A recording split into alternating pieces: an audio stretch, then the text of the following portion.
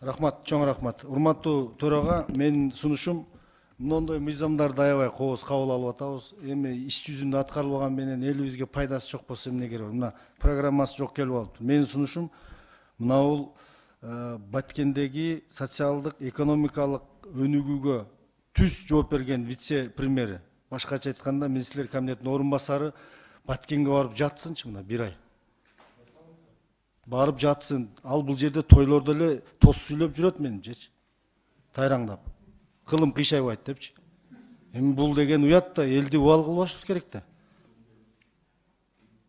Болбосо президентке сунуш берели. Өкмөт башчысынан баштап бардыгын алмаштырсын анда. Сөзүм жыйынтыктадым. Мына бул бөлүнгөн тыйындарды мамлекеттен убал кылбаңыздар. Элдер бүгүнкү күндө эртең суукта калып атат.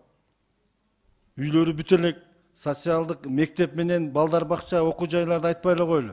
Үй жашаганга үйлөрүн бүтүрүп бербейсиңерби 2 айдан бери? Фундаментти куйдук деп отурасыңар. Эмнеге билесизби? Финанс министри бөлүп койдум дейт, анысы буга барды дейт, тиги областта дейт, ушундай болуп атат буларчы.